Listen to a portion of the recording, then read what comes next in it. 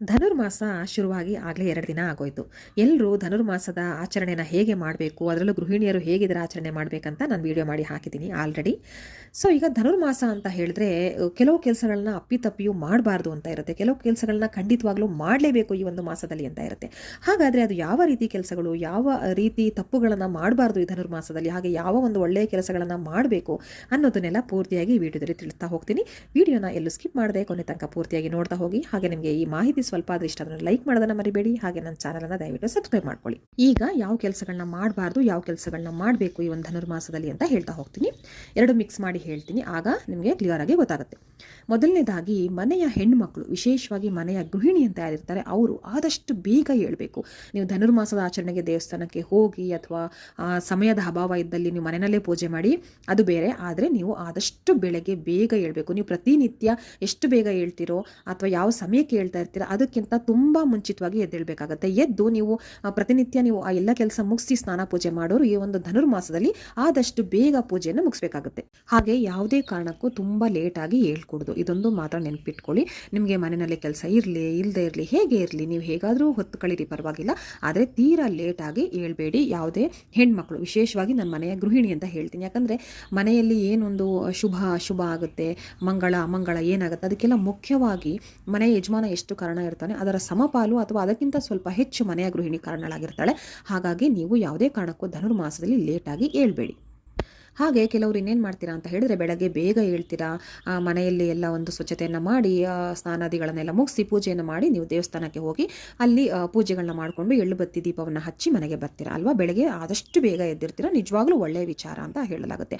ಆದರೆ ನೀವೇನು ಮಾಡ್ತೀರಾ ಅಂದರೆ ಮನೆಗೆ ಬಂದ ನಂತರ ತಿಂಡಿ ಎಲ್ಲ ತಿಂದು ಒಂದು ಸ್ವಲ್ಪ ಕೆಲಸ ಎಲ್ಲ ಮುಗಿಸ್ಕೊಂಡು ಮಲ್ಕೊಂಡ್ಬಿಡ್ತೀರಾ. ಆ ತಪ್ಪನ್ನು ಖಂಡಿತ ಮಾಡಬೇಡಿ. ಯಾವುದೇ ಕಾರಣಕ್ಕೂ ಧನುರ್ಮಾಸ ಮುಗಿಸಿ ಬಂದು ಒಂದು ಸ್ವಲ್ಪ ಹೊತ್ತು ಬಿಟ್ಟು ತಿಂಡಿ ತೀರ್ಥಗಳನ್ನ ಮುಗಿಸ್ಕೊಂಡು ಮಲಗಬೇಡಿ, ಅದು ತುಂಬ ತಪ್ಪು. ಆ ಥರ ಮಾಡಿದ್ರೆ ವಿಷ್ಣು ದೇವರಿಂದ ನಮಗೆ ಆಶೀರ್ವಾದ ಖಂಡಿತ ಸಿಗೋದಿಲ್ಲ. ಅಂದರೆ ನೀವು ಬೆಳಗ್ಗೆ ಎದ್ದಿರ್ತೀರಾ, ಆ ಒಂದು ನಿದ್ದೆನ ನೀವು ಬೇರೆ ಟೈಮಲ್ಲಿ ತಗೊಳ್ತೀರಾ ಅನ್ನೋ ಥರ ಆಗೋಗುತ್ತೆ. ಅದು ತಕ್ಷಣ ಬಂದು ಸ್ವಲ್ಪ ಹೊತ್ತಿಗೆ ಖಂಡಿತ ಮಲಗಬೇಡಿ, ಇದು ಒಳ್ಳೆಯದಲ್ಲ. ಆದರೆ ನೀವು ಬೆಳಗ್ಗೆ ಎದ್ದು ಮಾಡಿರುವಂಥ ಒಂದು ಪೂಜೆಯ ಫಲ ನಿಮಗೆ ದೊರಕೋದಿಲ್ಲ ಅಂತ ಹೇಳಲಾಗುತ್ತೆ. ನೀವು ಹಾಗೂ ಮಲಗಬೇಕಂತ ಹೇಳಿದ್ರೆ 12 ಗಂಟೆ ಮೇಲೆ ಅಥವಾ 12:15 ಮೇಲೆ, ಅಂದರೆ ಒಂದು ಮಧ್ಯಾಹ್ನ ಅಂತ ಏನು ಹೇಳ್ತಾರೆ ಆಗ ಶುರುವಾಗುತ್ತಲ್ಲ, ಅದಾದ ನಂತರ ನೀವು ಮಲ್ಕೊಳ್ಳಿ, ತೊಂದರೆ ಇಲ್ಲ. ನಿಮಗೆ ಮಲಗಲೇಬೇಕಂತ ಅನಿಸಿದ್ರೆ, ಯಾಕಂದರೆ ಕೆಲವರಿಗೆ ನಿದ್ದೆ ಸಮಸ್ಯೆ ಆಗುತ್ತೆ, ಆರೋಗ್ಯ ಸಮಸ್ಯೆ ಇರುತ್ತೆ, ಆದರೂ ಕೂಡ ನೀವು ಧನುರ್ಮಾಸದ ಆಚರಣೆಯನ್ನು ಮಾಡ್ತಾ ಇರ್ತೀರಾ, ಬೆಳಗ್ಗೆ ಬೇಗ ಎದ್ದು ದೇವಸ್ಥಾನಕ್ಕೆ ಹೋಗಿರ್ತೀರಾ. ಹಾಗೆಲ್ಲ ಇರುವಾಗ ಕೆಲವರಿಗೆ ಕಂಟ್ರೋಲ್ ಆಗಲ್ಲ ಆರೋಗ್ಯ ಸಮಸ್ಯೆಯಿಂದ. ಹಾಗಾಗಿ ಅಂಥವರು ಮಲಗಲೇಬೇಕಂದ್ರೆ 12:15 ಮೇಲೆ, ಅಂದರೆ ಮಧ್ಯಾಹ್ನ ಅಂತ ಶುರುವಾಗುತ್ತೆ 12 ಗಂಟೆ ನಂತರ. ಆ ನಂತರ ನೀವು ಬೇಕಿದ್ರೆ ಮಲ್ಕೊಳ್ಬೋದು. 1 ಗಂಟೆ ಮೇಲೆ ಮಲಗಿದ್ರೆ ಇನ್ನೂ ಪರವಾಗಿಲ್ಲ, ಏನೂ ತೊಂದರೆ ಇಲ್ಲ. ಆದಷ್ಟು 12 ಗಂಟೆ ಒಳಗಡೆ ಮಲಗೋದನ್ನ ಖಂಡಿತ ತಪ್ಪಿಸಿ. ಆಮೇಲೆ ಇನ್ನೊಂದು ಕೆಲವ್ರ ಮನಸ್ಸಲ್ಲಿ ಏನಿರುತ್ತೆ ಅಂದರೆ ಪ್ರತಿನಿತ್ಯ ತಲೆ ಸ್ನಾನ ಮಾಡಿಕೊಂಡೇ ನಾವು ದೇವಸ್ಥಾನಕ್ಕೆ ಹೋಗಬೇಕು ಅಂತ ಇರುತ್ತೆ. ಆ ಥರ ಎಲ್ಲ ಖಂಡಿತ ಏನೂ ಇಲ್ಲ. ಇದು ವಿಶೇಷವಾಗಿ ನಾನು ಹೇಳ್ತಾ ಇದ್ದೀನಿ, ನೀವು ಪ್ರತಿನಿತ್ಯ ತಲೆ ಸ್ನಾನ ಮಾಡಬೇಕಂತ ಏನಿಲ್ಲ. ಯಾವತ್ತು ಶುರು ಮಾಡ್ತೀರಾ ಅವತ್ತು ಮಾಡ್ಕೊಳ್ಳಿ. ಆಮೇಲೆ ಮಂಗಳವಾರ, ಶುಕ್ರವಾರ ಅಥವಾ ವಿಶೇಷವಾಗಿ ಶನಿವಾರ ಒಂದು ದಿನ ಮಾಡಿದ್ರೂ ಸಾಕಾಗುತ್ತೆ. ನೀವು ಪ್ರತಿನಿತ್ಯ ತಲೆ ಸ್ನಾನ ಮಾಡಿಕೊಂಡೇ ಇದು ಮಾಡಬೇಕು, ಪೂಜೆಗೆ ಹೋಗಬೇಕು, ದೇವಸ್ಥಾನಕ್ಕೆ ಹೋಗಿ ಎಲ್ಲ ಮಾಡಬೇಕಂತ ಏನಿಲ್ಲ. ಆದರೆ ಮೈ ಸ್ನಾನವನ್ನು ಯಾವುದೇ ಕಾರಣಕ್ಕೂ ತಪ್ಪಿಸ್ಬೇಡಿ. ಸ್ನಾನ ಮಾಡದೆ ಹಾಗೆ ಜಸ್ಟ್ ಕೈಕಾಲು ಮುಖ ತೊಳೆದು ಹೋಗಬೇಡಿ. ಆಮೇಲೆ ನೀವು ದೇವಸ್ಥಾನಕ್ಕೆ ಹೋದರೆ ಮಾತ್ರ ಈ ಒಂದು ಧನುರ್ಮಾಸದ ಆಚರಣೆಯನ್ನು ಮಾಡಿದ್ರೆ ಮಾತ್ರ ಅಂತ ನಾನು ಹೇಳ್ತಾ ಇಲ್ಲ. ನೀವು ಯಾವುದೇ ಆಚರಣೆ ಮಾಡದೇ ಇದ್ರೂ ಕೂಡ ಧನುರ್ಮಾಸದಲ್ಲಿ ಒಂದು ದಿನವೂ ಕೂಡ ಸ್ನಾನವನ್ನು ತಪ್ಪಿಸ್ಬೇಡಿ. ಮನೆಯಲ್ಲೇ ಇದ್ರೂ ಕೂಡ ಪ್ರತಿನಿತ್ಯ ಮೈ ಸ್ನಾನ ಆದರೂ ಮಾಡ್ಕೊಳ್ಳಿ. ಆಮೇಲೆ ದೇವಸ್ಥಾನಕ್ಕೆ ಹೋಗುವಾಗ ನೀವು ಸೀರೆನೇ ಉಟ್ಕೊಂಡು ಹೋಗಬೇಕು, ಆಗ ಮಾತ್ರ ಒಂದು ಬೆಲೆ, ಆಗ ಮಾತ್ರ ಒಂದು ದೇವರು ನಮ್ಗೆ ಆಶೀರ್ವಾದ ಮಾಡ್ತಾನೆ ಅನ್ನೋದು ತಪ್ಪು ಕಲ್ಪನೆ. ಸೀರೆ ಉಟ್ರೆ ನಿಜವಾಗ್ಲೂ ಒಳ್ಳೆಯದು, ಇಲ್ಲ ಅಂತ ಹೇಳಲ್ಲ. ಯಾಕಂದ್ರೆ ನಮ್ಮ ಹಿಂದೂ ಸಂಸ್ಕೃತಿ ಹಾಗೆ ಒಂದು ಸಾಂಪ್ರದಾಯಿಕ ಉಡುಪಾಗಿರುತ್ತೆ, ಖಂಡಿತ ಒಳ್ಳೆಯದು. ಆದರೆ ಅಕಸ್ಮಾತ್ ನಿಮಗೆ ಸೀರೆ ಉಡೋದಕ್ಕೆ ಕಂಫರ್ಟೇಬಲ್ ಅನಿಸಿಲ್ಲ, ಪ್ರತಿನಿತ್ಯ ನಿಮಗೆ ಸಮಯ ಇರೋದಿಲ್ಲ ಆ ಥರ ಅಂತ ಅಂದರೆ ಚೂಡಿದಾರ್ನ ಹಾಕೊಂಡು ಹೋಗೋದು, ಕಂಪ್ಲೀಟಾಗಿ ಮೈ ಮುಚ್ಚೋ ಅಂತ ಒಂದು ಸಾಂಪ್ರದಾಯಿಕ ಉಡುಪನ್ನು ಹಾಕ್ಕೊಂಡೋಗಿ, ಅದು ಬಿಟ್ಟು ಜೀನ್ಸ್ ಪ್ಯಾಂಟ್ ಹಾಕೊಂಡು ಹೋಗೋದು, ಇನ್ಯಾವುದೋ ರೀತಿ ಮಾಡರ್ನ್ ಬಟ್ಟೆಗಳನ್ನ ಹಾಕೊಂಡು ಹೋಗೋದು ಖಂಡಿತ ಮಾಡಬೇಡಿ. ಕೆಲವರು ಕೇಳ್ಬೋದು, ಯಾಕೆ ಮಾಡರ್ನ್ ಬಟ್ಟೆ ಹಾಕ್ಕೊಂಡ್ರೆ ದೇವರು ನಮ್ಮನ್ನ ಒಪ್ಕೊಳ್ಳಲ್ವಾ ಅಂತ. ಅದೆಲ್ಲ ಅವರವರ ಒಂದು ನಿಲ್ವಿಗೆ ಬಿಟ್ಟಿದ್ದು, ನಾನು ಅದನ್ನು ಏನು ಹೇಳಲ್ಲ, ಅದು ಅವ್ರವ್ರ ಇಷ್ಟ. ಆದರೆ ನಿಜವಾಗ್ಲೂ ಕರೆಕ್ಟಾಗಿ ಹೇಳಬೇಕಂದ್ರೆ ಸಾಂಪ್ರದಾಯಿಕವಾದ ಉಡುಪುಗಳನ್ನು ಧರಿಸಿ ನೀವು ಮನೇಲೂ ಪೂಜೆ ಮಾಡಬೇಕು. ಈ ಥರ ವಿಶೇಷವಾದ ದಿನಗಳಲ್ಲಿ ಅಥವಾ ದೇವಸ್ಥಾನಕ್ಕೂ ಅದೇ ರೀತಿಯ ಉಡುಪಲ್ಲಿ ಹೋದರೆ ತುಂಬ ಉತ್ತಮ. ಹಾಗೆ ಇನ್ನೊಂದು ಅಂತ ಹೇಳಿದ್ರೆ, ಈ ಒಂದು ಧನುರ್ಮಾಸದ ಪೂಜೆಯನ್ನು ವಿಶೇಷವಾಗಿ ಮನೆಯ ಗೃಹಿಣಿ ಆದಂಥವಳು ಮಾಡಿದ್ರೆ ತುಂಬಾ ಒಳ್ಳೆಯದು. ಹಾಗೆ ಆಕೆ ತನ್ನ ಮಕ್ಕಳನ್ನು ಕೂಡ ಕರ್ಕೊಂಡು ಹೋಗ್ಬೋದು, ತನ್ನ ಗಂಡನನ್ನು ಕೂಡ ಕರ್ಕೊಂಡು ಹೋಗ್ಬೋದು. ಆದರೆ ಇಲ್ಲಿ ಏನಂದರೆ ಬರೀ ಮನೆಯಲ್ಲಿ ಹೆಂಡತಿ ಆದವಳು ಅಥವಾ ಮನೆಯ ಗೃಹಿಣಿ ಆದವಳು ಬೆಳಗ್ಗೆ ಎದ್ದು ಮನೆ ಕೆಲಸ ಮಾಡ್ತಾ ಇರ್ತಾಳೆ, ಗಂಡನಾದವನು ಅಥವಾ ಮಕ್ಕಳಾದವರು ಹೋಗಿ ಈ ಒಂದು ಧನುರ್ಮಾಸದ ಆಚರಣೆ ದೇವಸ್ಥಾನದಲ್ಲಿ ಹೋಗಿ ಮಾಡಿ ಬರ್ತಿರ್ತಾರೆ ಅಂದರೆ ಅದು ಬೇಡ ಅನ್ಸುತ್ತೆ. ಮನೆಯ ಗೃಹಿಣಿ ಇದ್ದು ಇನ್ನೆಲ್ಲರೂ ಇದ್ದರೆ ಅದು ತುಂಬಾ ಶ್ರೇಷ್ಠ. ಅಥವಾ ಯಾರೂ ಮಾಡಿಲ್ಲ ಅಂದರೂ ಮನೆಯ ಗೃಹಿಣಿ ಆದರೂ ದೇವಸ್ಥಾನಕ್ಕೆ ಹೋಗಿ ಎಳ್ಳು ಬತ್ತಿ ದೀಪ ಹಚ್ಚಿ ಬರೋದ್ರಲ್ಲಿ ತುಂಬ ಶ್ರೇಷ್ಠತೆ ಇದೆ. ಆದರೆ ಆಕೆಯನ್ನೇ ಬಿಟ್ಟು ನೀವೆಲ್ಲರೂ ಹೋಗಿ ಆಚರಣೆ ಮಾಡಿ ಆಕೆ ತಾನು ಮನೆಯಲ್ಲೇ ಇರೋದು, ಮಲ್ಕೊಂಡಿರೋದು, ಇಲ್ಲ ಏನೋ ಒಂದು ಅಡುಗೆ ಕೆಲಸ ಮಾಡ್ತಿರೋದು, ಅದು ಮಾಡಿದ್ರೆ ಅಷ್ಟು ಒಳ್ಳೆಯದಲ್ಲ. ಹಾಗೆ ಮಾಂಸಾಹಾರ ಸೇವನೆ ನಾನಿಲ್ಲಿ ಹೇಳಲೇಬೇಕು. ಯಾವ ಈ ಒಂದು ವ್ರತವನ್ನು ಮಾಡ್ತಾ ಇರ್ತಾಳಲ್ವ ಮನೆಯ ಗೃಹಿಣಿ ಆದವಳು, ಸಾಧ್ಯವಾದಷ್ಟು ಅವಳಾದರೂ ಕೂಡ ಒಂದು ಮಾಂಸಾಹಾರ ತ್ಯಜಿಸಿದರೆ ಈ ಒಂದು ಮಾಸದಲ್ಲಿ ತುಂಬಾ ಒಳ್ಳೆಯದು. ಹಾಗಂತ ಮನೆಯಲ್ಲಿ ಮಾಡೋದಿಲ್ಲ, ಹೊರಗಡೆ ಹೋಗಿ ತಿನ್ನಬಾರ್ಬೋದಾ ಅಂತ ಕೆಲವ್ರ ಪ್ರಶ್ನೆ ಇರುತ್ತೆ. ಖಂಡಿತ ಬೇಡ. ನಾವು ದೇವ್ರನ್ನ ಒಲಿಸ್ಕೊಳ್ತಿರ್ತೀವಿ, ನಮ್ಮ ಸಮಸ್ಯೆಗೋಸ್ಕರ ನಾವು ಸಂಕಲ್ಪ ಇಟ್ಕೊಂಡು ಈ ರೀತಿ ಪೂಜೆ ಮಾಡ್ತಾ ಇರ್ತೀವಿ. ಹೇಗೆ ಸಂಕಲ್ಪ ತಗೋಬೇಕು, ಹೇಗೆ ಬೇಡ್ಕೋಬೇಕು ಅನ್ನೋದೆಲ್ಲ ನಾನೊಂದು ವಿಡಿಯೋ ಮಾಡಿ ಹಾಕಿದ್ದೀನಿ. ಆಸಕ್ತಿ ಇದ್ದರೆ ದಯವಿಟ್ಟು ಚೆಕ್ ಮಾಡಿ. ಹಾಗೆ ನಾವು ಸಂಕಲ್ಪ ತಗೊಂಡು ಏನೋ ಒಂದು ಸಮಸ್ಯೆಗೆ ಪರಿಹಾರ ಸಿಕ್ಕತ್ತೆ ಅನ್ನೋ ಒಂದು ಭರವಸೆ ಮೇಲೆ ನಾವು ಈ ಒಂದು ಧನುರ್ಮಾಸದ ಪೂಜೆಯನ್ನು ಅಷ್ಟು ಕಷ್ಟಪಟ್ಟು ಬೆಳಗ್ಗೆ ಬೇಗ ಎದ್ದು ಚಳಿ ಗಾಳಿನಲ್ಲಿ ಎಲ್ಲ ಎದ್ದು ಹೋಗಿ ನಾವು ಪೂಜೆ ಮಾಡಿ ಬರ್ತಾ ಇರ್ತೀವಲ್ವ. ಹಾಗಾಗಿ ಒಂದು ಸ್ವಲ್ಪ ದಿನ, ಒಂದು ತಿಂಗಳು ಅಥವಾ ನೀವು ಎಷ್ಟು ದಿನ ನೀವು ಆಚರಣೆಯನ್ನು ಮಾಡ್ತೀರಾ ಅಷ್ಟು ದಿನಗಳಾದರೂ ನೀವು ಅಟ್ಲೀಸ್ಟು ಮಾಂಸಾಹಾರನ ತ್ಯಜಿಸಿ ಬರೀ ಸಸ್ಯಾಹಾರಿಗಳಾಗಿ ಇದ್ದು ಪೂಜೆಯನ್ನು ಮಾಡಿ. ನಿಮ್ಮ ಕುಟುಂಬಕ್ಕೆ ತುಂಬ ಒಳ್ಳೆಯದಾಗುತ್ತೆ. ಹಾಗೆ ಈ ಒಂದು ಮಾಸದಲ್ಲಿ ಹೆಚ್ಚು ದಾನ ಧರ್ಮಗಳನ್ನು ಮಾಡಿ, ತುಂಬ ಒಳ್ಳೆಯದು, ನಿಜವಾಗ್ಲೂ ಹೇಳ್ತೀನಿ.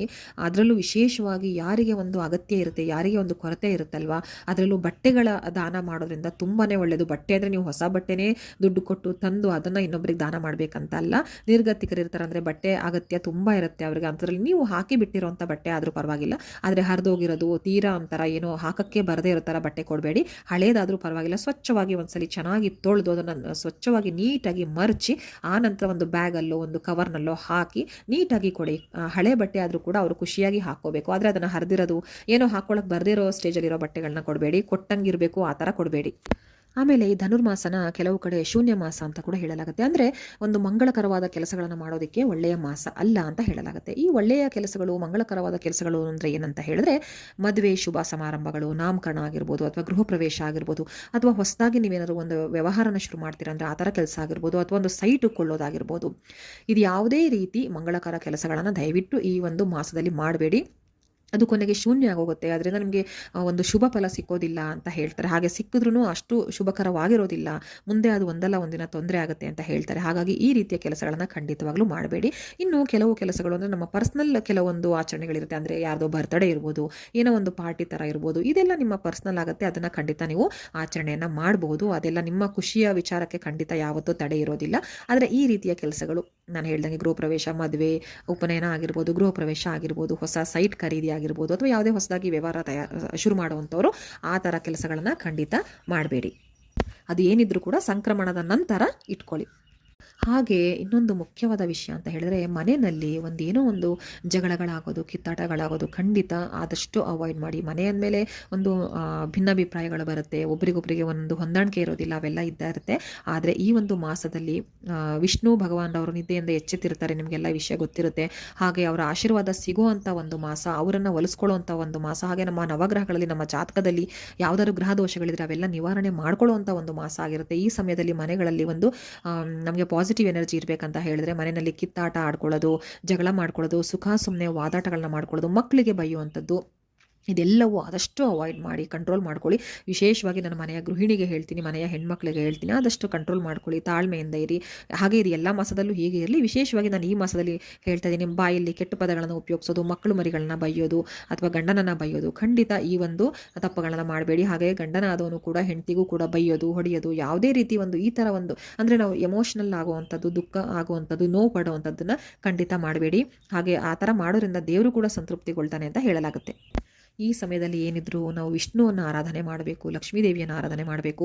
ಮನೆಯನ್ನು ಯಾವಾಗಲೂ ಸ್ವಚ್ಛತೆಯಿಂದ ಇಟ್ಕೊಳ್ಳಿ, ಯಾವಾಗಲೂ ಸ್ವಚ್ಛವಾಗಿರಬೇಕು. ಯಾವುದೇ ಸಮಯದಲ್ಲಿ ನೋಡಿದ್ರೂ ನಿಮಗೆ ಖುಷಿಯಾಗಬೇಕು, ಅಷ್ಟು ರೀತಿಯಲ್ಲಿ ಮನೆ ಸ್ವಚ್ಛವಾಗಿ ಇಟ್ಕೊಳ್ಳಿ. ಮನೆಯಲ್ಲಿ ವಿಷ್ಣು ಸಹಸ್ರನಾಮದ ಹಾಡನ್ನು ಹಾಕಿರಿ, ಅದರ ಭಜನೆಯನ್ನು ಹಾಕಿರಿ. ಬೆಳಗ್ಗೆ ಮತ್ತು ಮುಸ್ಸಂಜೆ ಈ ಒಂದು ವಿಷ್ಣು ಸಹಸ್ರನಾಮವನ್ನು ಹಾಕಿ ನೀವು ಕೂಡ ವಿಷ್ಣು ಸಹಸ್ರನಾಮವನ್ನು ಪಠನೆ ಮಾಡಿ. ತುಂಬ ಅಂದರೆ ತುಂಬ ಒಳ್ಳೆಯದಾಗುತ್ತೆ. ಹಾಗೆ ಈ ರೀತಿ ಎಲ್ಲ ಮಾಡೋದ್ರಿಂದ ಮನೆಯಲ್ಲೂ ಒಂದು ಪಾಸಿಟಿವ್ ಎನರ್ಜಿ ಇರುತ್ತೆ. ಮನೆಯಲ್ಲಿ ಮಕ್ಕಳು ಕೂಡ ಒಂದು ಖುಷಿಯಾಗಿ ಇರ್ತಾರೆ.